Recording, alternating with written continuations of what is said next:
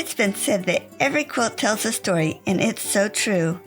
But I also believe every quilter has a story to tell. I wanted to hear about the people behind these wonderful quilts and thought you'd enjoy hearing about their lives also.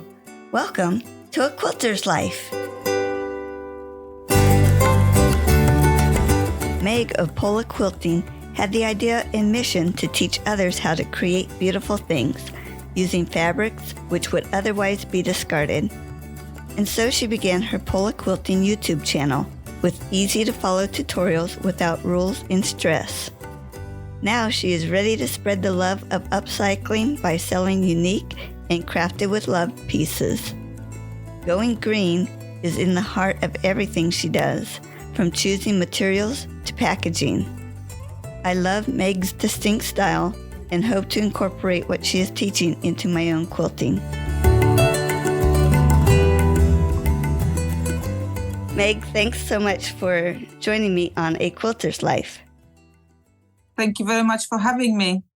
Great opportunity for me, so thank you again for that. Oh, you're so welcome. Tell me about where you were born and raised. Well, I'm originally from Poland, from the south of Poland, and I've been living there for my first 28 of years. Oh, wow. Before we get further, tell us your name, because it is such a beautiful name, and I know I would slaughter it. I want to hear it properly. My Polish name is Malgorzata, and my surname is actually Nigerian surname, is Banjo. But everyone here in UK from my day job are calling me Meg because nobody is able to say it. And even better was when I haven't changed my surname yet, and my full name was Malgorzata Jurczyk. So that was just, breaking the tongue for some people. So they were very happy at work when I changed my surname. At least that part was easier. Names can be so beautiful, but I know it would take a lot more practice for me to say it properly. So thank you. Meg, share a special childhood memory. I think what I remember the best, in Poland when I was born, it was very difficult to buy stuff. You go to shop and you buy whatever you want. It wasn't there. People had money, but there was nothing in the shops. And my mom bought me a very, very small, basic box of Lego blocks. She had to go to a very special shop, which was called Pevex, where you could exchange some dollars. So she had some dollars from somewhere, I don't know from where. And she went and bought me a box of Lego blocks.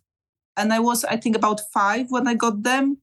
And I was lost to the world for hours on hours with those Lego blocks. And it was not like now where my children got, big boxes of whatever. It was literally that small that you could just fit almost those blocks in your palm or in your hands. But I was lost to the world. I just loved the Lego blocks. I still remember that. What color were those blocks? They were just multicolors. It was just like a small set, but it was really small, but I could still make so many things out of it. I think that's where I started patterns, where I started mixing colors. Yeah, something must have been in it because I really loved them. Yeah. Can you tell us about your employment? I am a payroll manager during my day job life. Up to the recent time, I had 20 people in my team, and I've been dealing with a biggest organization here in UK who is providing care, NHS. And now I've moved to the process improvement. So I'm going to the teams and I'm fixing stuff, basically, if they don't work. So again, patterns. I love patterns. I love process. I love fixing, making things easier from when they start to the end. There's no need so many steps. You just want to have it done very efficiently. So that's what I do at the moment at my work. Do you find that when you put processes in place that you go back and find that people want to skip some of those steps? I think it's very often they find difficult to move on to the new process. So at the beginning, I had a problem with it. Now I'm trying to sell it a little bit differently to the teams. I actually go in, I work with them for a while, and I ask questions. They answer themselves, why do I do that? once I catch people saying that, I was like, so let's have something else in place. And it's kind of easier to get people on board with the things when they come up with solutions very often. I just make it happen for them. That's great. It's so needed. Wow. We owned our own company and had up to 50 employees at one point. So that's what's going through my head, and working with them and having them come up with the ideas is so important. Yeah, I found it's easier. At least if they start a new process, they tell me, this is where I would like to end up. Then I can work out the rest, and they will actually do the way it's designed. But if I just throw something at them, it's sometimes for people it's hard to change what they do at work. Yep. Now you're in the UK. Can you share how you went from Poland to the UK? I actually didn't come directly to UK. I went to Cyprus first. I just finished uni. I had my small business. I lived alone with my dog. I had family, but obviously I lived on my own. And one day a friend sent me a message. Hi, I'm in Cyprus. How are you? And I was like, ooh, Cyprus, nice place to go for holidays. And I sent her a message and she was like, why don't you just come around and stay? And I was like, well, that's actually not a bad idea. So it really did take me a lot to decide I'm going. There was nothing really holding me at home at that point of time. So I went there. We were living in a very small studio together. So between two of us, we had a rabbit and a dog to take care of as well. I took my dog with me. Yeah, I was working in the hotel. I was working in a restaurant for a while. And then I met a man, and he was actually leaving Cyprus. He was studying there for a while. So he was leaving to UK to study more in different university. So I had to make a decision what I want to do. And we didn't really know each other for a long time, but I thought, well, let's go see what the UK have got for me. I had my backup plan, money on my bank account for return ticket to Cyprus if it doesn't work out. But I did go, and 15 years later, we're still together. Oh, wow. So yeah, 2 children, a house. Yeah, and we're still together. So I didn't have to use my backup money. Is there anything else about your family you want to share? I've got quite a lot of family, but we are not that close, unfortunately. Maybe because we're all over kind of different countries and different places. So the closest family is my mom and my sister and my niece. So it's all ladies in the family, the closest family, yeah. Is your mom still in Poland? Yes, she's been living here with us for quite some time when I had kids. So she came around to help to raise them. You know, it takes a village. So she was my village. And then when my kids, they've gone to school, both of them, then she didn't have that much to do around. So she went back home to enjoy her life there. She obviously is retired, so she can just do whatever she wants now. She always sending me messages that she walked that far today, or she's seen so many things today. She really likes walking, so she's sending me pictures almost every day. Where did she go today? What she saw. So yeah, it's good. And she never learned English, so it wasn't that easy for her here. And obviously there, even with her health and going to the visits to the doctors and things like that, it's easier because she can understand what people are saying to her. So it made sense. Yeah. I was a little curious if you were able to go back and forth to visit her, but it sounds like she was with you for quite a while. But is it easy enough to go back and forth from Poland to the UK? Well, it's 2 hours on the flight, so it's not so bad. It's 2 hours on the flight and probably about 4 hours in the car in between to get to the airport and back. But we talk very often on WhatsApp or Zoom, so it's fine. And then she's coming visiting because she's obviously missing her grandchildren, so she's coming often to see us. Nice. Besides quilting, are there other crafts that you do or that you've done in the past? Well, I'm coming from crafty family, if I think I could say, because I remember my grandma sewing when I was visiting, and my grandfather was working with wood. He was carpenter. So since kids, we knew how to knit, how to crochet, and how to sew, not necessarily patchwork, just sew in general. So I do still do all of those things. And not long ago, I discovered embroidery. So I started doing that as well. You can see behind me some pictures there, some of my work. So yeah, I'm with the attitude, if it can be done, it can be done. So I'm happy to try it. I made an assumption that your embroidery is by hand, or do you do Yes. machine? Yeah, by hand. But I do play on machine as well. I do what I call thread painting. So I'm using embroidery threads to couch it on the fabric, and it looks really good as well. So depends, how warm is in my conservatory where I'm sewing. If it's cold, then I'm doing by hand somewhere when it's warmer. Are there other hobbies that you have? Wow, again, because I'm very crafty. Yeah, I did do a photography for a while. I like painting. I do henna. I sometimes share it.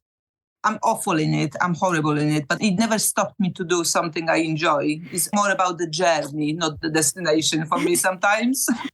Can you describe what you just showed me on your hand? Yeah, so henna, it's traditional Indian kind of art where people it's made from the plants, and you make designs on your hands or your feet or wherever you want to really.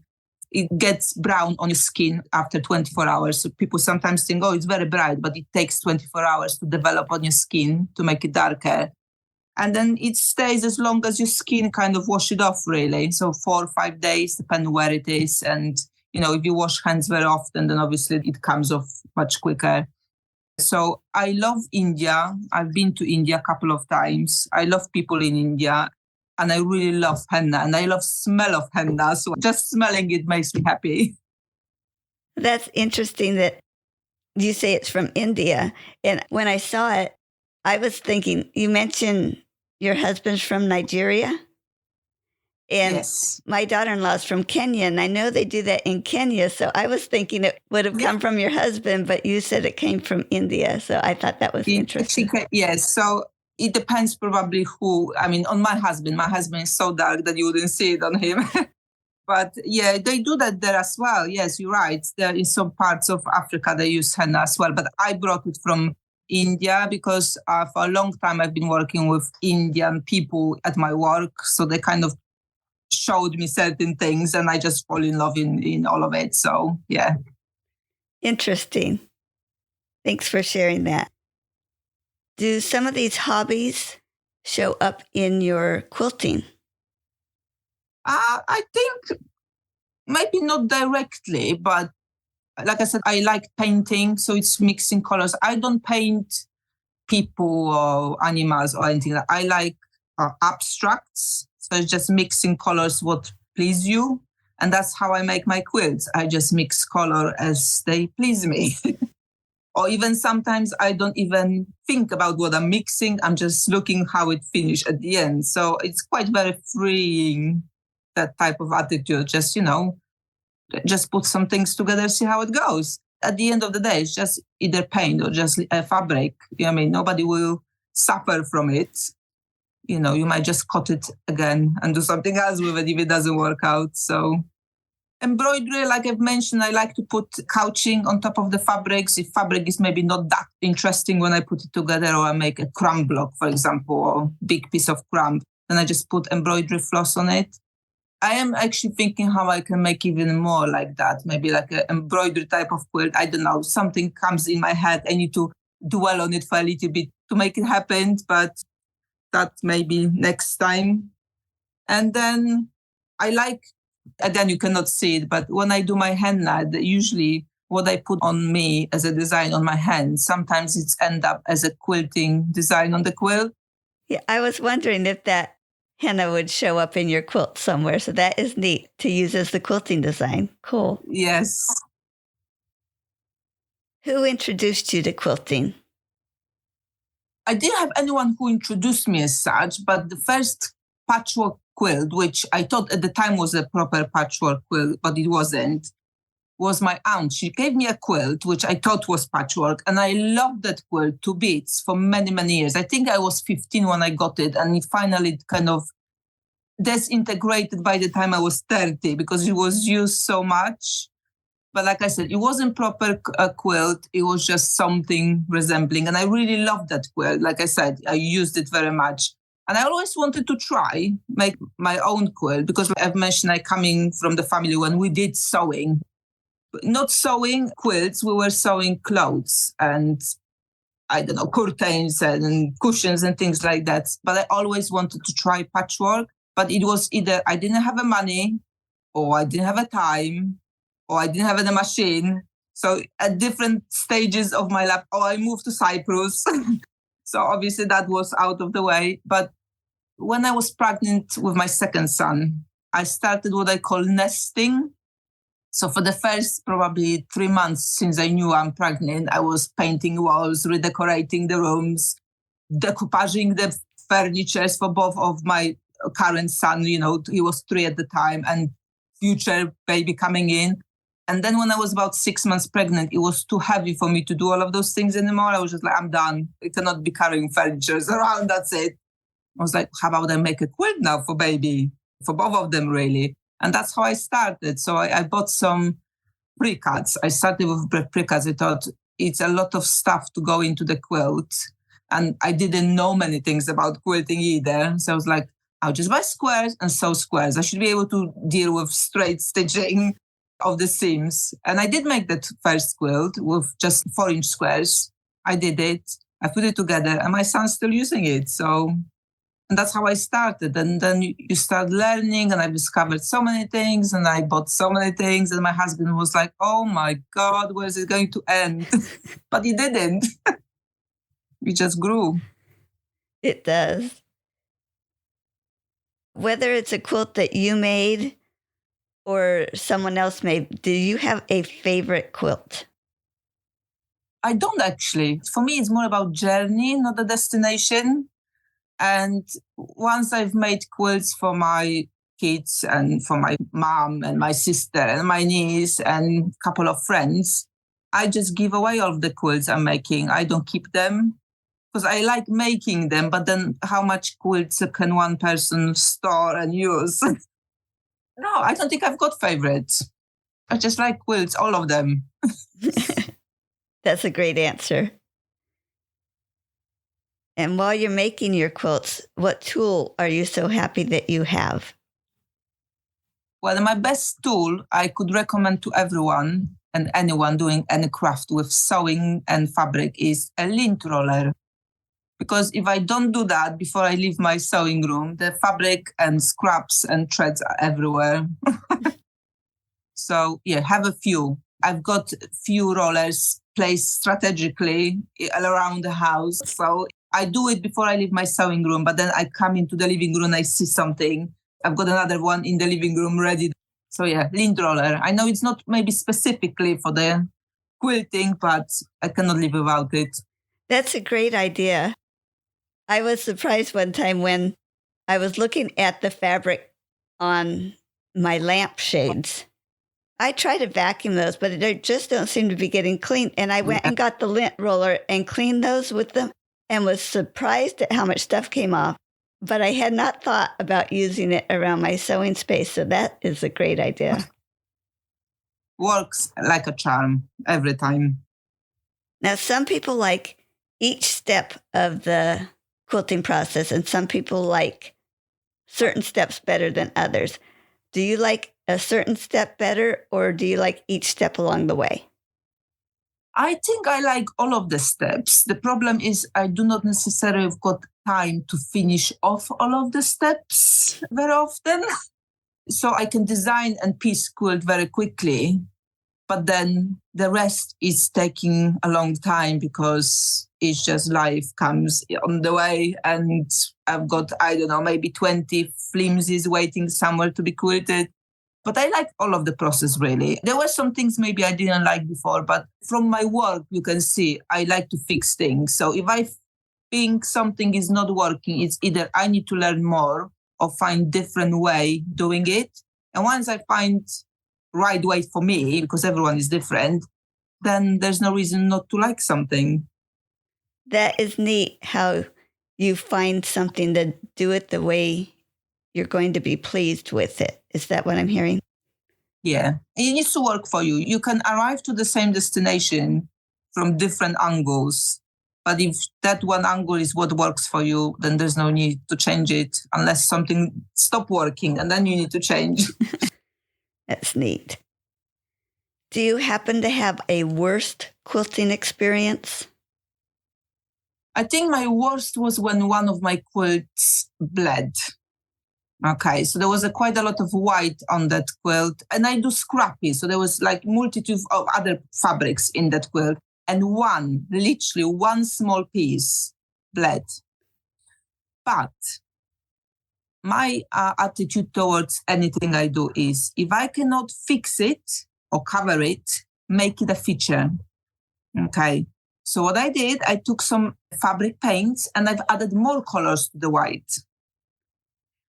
Now it looks, even better than it was before. So there's always a solution. So your painting came in very handy. Yeah. Brings out more of the artist in you. What do you think draws you to continue quilting rather than going ahead and spending your time on something else you enjoy? For me, it's a little bit like a therapy. We sometimes see those pictures on Facebook or Instagram. Somebody survived today because I had time to sew or do any other crafts, whatever you like to do. So I think sewing for me is one of those things. I think it's probably showed more when COVID happened. Some people were kind of at home. They couldn't go to work. I had twice more work at the time. And it was just very stressful to pull it all together in a very short span of time. And the more I was stressed at work, the more I was sewing. I actually made 6 quilts in 6 weeks in that period. I was so stressed. But it helped me. It helped me to go to the other side and kind of, slow down later. So I don't think I will ever stop because that's what relaxes me, basically. Wow. A quilt a week. Yeah. Very stressful. Normally, I'm not that quick. Wow. You may have answered this already. Who do you usually make your quilts for?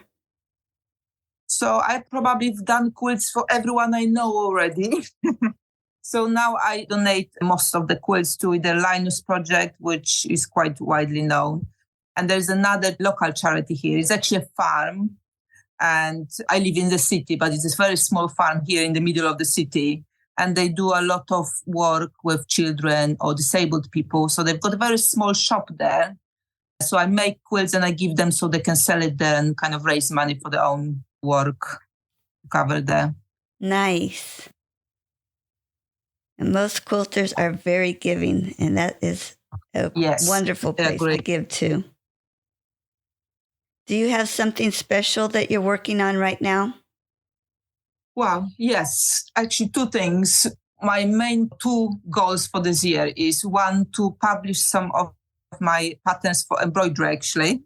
Very easy, what I call scrappy embroidery. But the second and bigger project I work on is actually publishing my pattern book. So I've designed 30 blocks for people who like scrappy. So they can go through this scrap box and get them out of the way and do something with the scraps there. It's very easy projects, 30 blocks. You can mix and match them and you can make one in like 10 minutes. So you can do anytime you wish to put one together and off you go. But that book is not going to be just patterns. It's going to be also strategy about your scraps, how to deal with them and how to get rid of them quickly. Oh, will it have a planner in it too? Yes, there will be some notebooks side of it as well. So it'll be all in one as you go through, give you a little bit of intel how you can work with the scraps, how to prepare them for the next step. You've got 30 blocks. You can, like I said, mix and match them to make something. And there will be part where you can design something of your own on the very end. So yeah, I look forward to have that done sometime, hopefully first 6 months of this year. So it will be ready for the other 6 months of the year. So some people can maybe use them to make some quilts for Christmas. That will be wonderful. And I need to mention that this is 2023 because someone might be listening to this in 5 years. Later. Yes. So if you're listening in 5 years, the book should be available on Amazon. Right. Share a quilting tip. My tip is, if it works for you, don't worry about what other people say. Because sometimes, especially when we're starting as a newbies to the kind of craft, we go and listen to many people. You have to do it this way. Your points needs to be that way. You have to put your seams that way. Well, not necessary. You do what you like, how you like, when you like it. If it works for you, just go with it. And don't try to make perfect, because it never will be. And just enjoy the process. Very good. That seems to be our number one tip. So that's great. Yeah, good. Describe how you went from having quilting as a hobby and it became a business for you. So I don't put quilts in my business. What I've got in plan, I would like to make quilt jackets. So I've created my website. I've put some smaller stuffs there, like pouches and, cushion covers, some smaller projects. But I always wanted to make jackets. There's, again, so many jackets I can wear myself. So I thought other people will enjoy wearing those. I made a few for myself already, so you can see it on as well. But yes, I would like to make jackets and sell them to people because I think it's a wonderful thing to have a quilted jacket. And I need to have somewhere to sell it. And with my day job, it's not something I can do, like go on fairs, go to people myself. So online website is the best approach, basically, at this point of time. Yeah, it looks really neat too. So you need to go look at that. Thank you. What is the name of your business and how did you come up with that name? So my business name is Pola Quilting. So you've got website, which is Pola Quilting. You've got Instagram, which is Pola Quilting. And it comes from Pola, which is my nickname. And that comes from, you need to go back in time about 25 years ago or so, when social media just started, really. And at that time, I was attending a graphic design college, which, yes, long time ago. And we had to go and log in yourself with something to chat with other people. It was quite a new thing for all of us. And my friend was like, use Pola. So she typed it in. And I met a few people on that first time. I was like, well, I have to start using the same nickname. Otherwise, nobody will know it's me again, isn't it?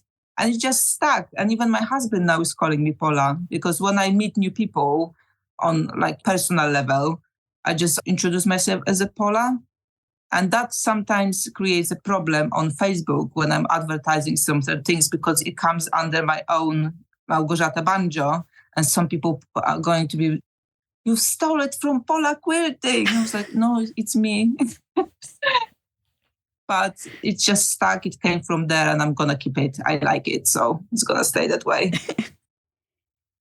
And I want to point out that it's Pola.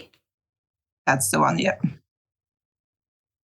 When did you start doing YouTube videos? So I started teaching on YouTube during COVID, people discovering themselves during COVID. I discovered myself as a teacher because I sewed for many years beforehand. I thought, well, I will show people what I do.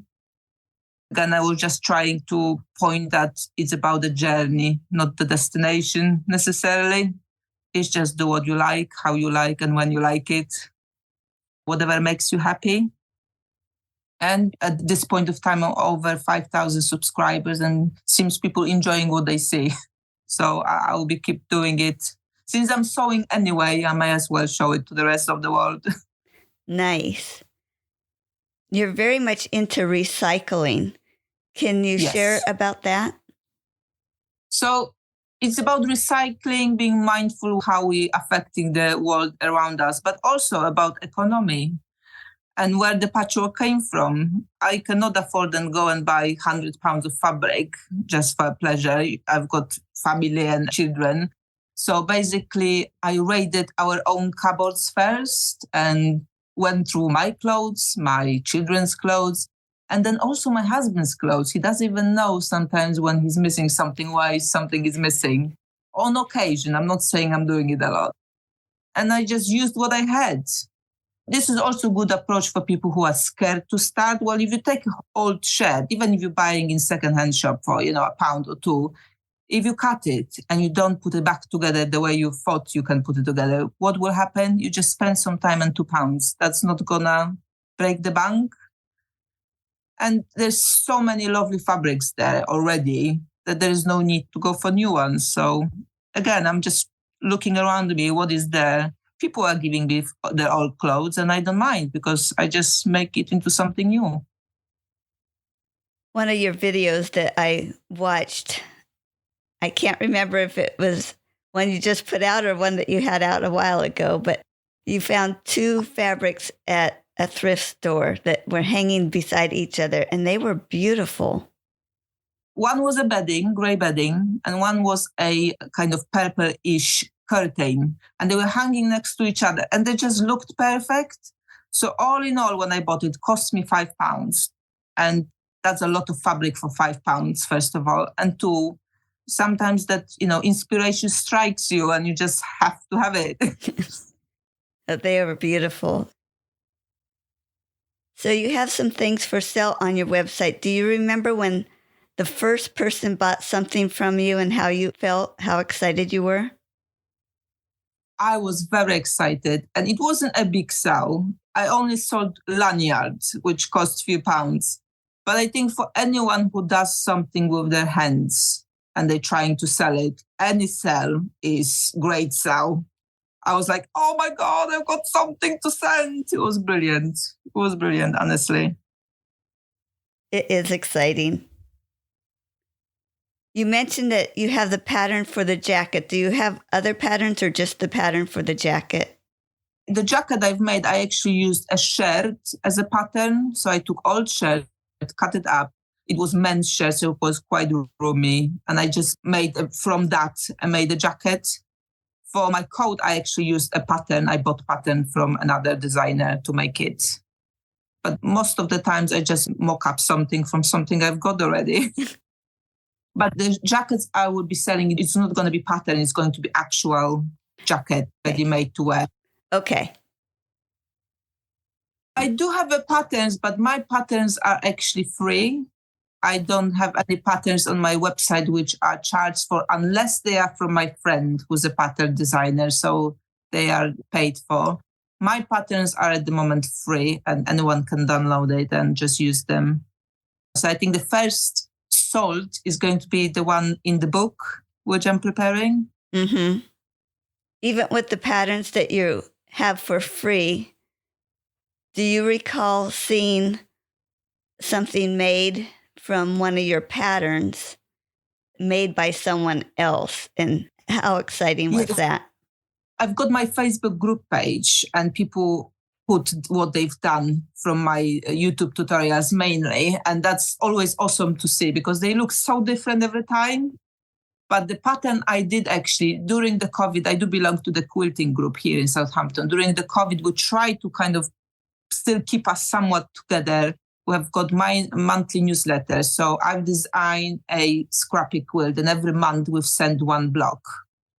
And then when we met after almost 2 years again, people came with those quilts. And again, it was so awesome because everyone interpreted differently, different color choices. Some of them went with one shades of color. Some were all together scrappy like mine. So I probably have seen 15 different versions of that one design. And it was absolutely blast. And people were like, oh, I remember that. Oh, I remember that. Oh, this, oh, that. It was really great to see those.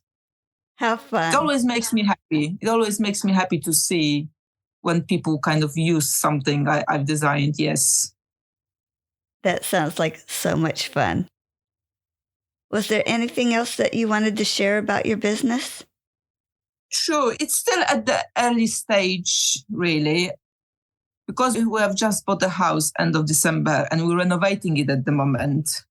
So all my strength and time is going into DIYing at the moment. So I have not had that much time to actually make things for the shop. But like I said, because my main focus is going to be clothes, quilted clothes, that I'm not that worried. But if you subscribe to our website, then you're always notified when something new comes up. So if you like to do that, please, I encourage you, a listener, to do that. Yeah, so next things definitely is going to be embroidery patterns for those who like embroidery or who like to try embroidery. Again, it's going to be easy stuff and very scrappy. And again, journey, not the destination. And then we see. So I think more things around the business will probably start from holiday when we move finally. And I will have more time to actually spend on the things I really like doing. Putting IKEA kitchen together from flat packs is not fun, but it has to be done. Wow. So will you have a sewing studio in your new home? At the moment, I'm moving into the living room because there is no spare room, but there's another, like a family room. So there's still a place where everyone else can sit when I'm sewing. But we are planning a small extension to the house, and one of the rooms there is going to be dedicated for my sewing, which is great because now I'll be able to design it where I want it, with all the plugs everywhere and hooks for the lights where I want them. Sometimes it's difficult to fit things like that, but when you're designing something from scratch, makes more sense. I look forward to that part. That sounds like a lot of fun, and it's an exciting time in your life. Definitely. I think you shared already where we can find your business on your website and Instagram and Facebook, and all of those links will be on your episode page on my website at quilterslife.com. That's great. Thank you for that. Oh, Meg, it was so great to have you on A Quilter's Life. Thank you so much for sharing your story with us. Thank you very much again for having me. It's a really great opportunity for me, and I'm really grateful that you kind of agreed to have me. So thank you very much again for this interview. Oh, you're so welcome. I can't tell you how much I really, really appreciate you spending your time with me. I love hearing these stories, and it's great meeting people from all around the world. Bye-bye. Bye-bye.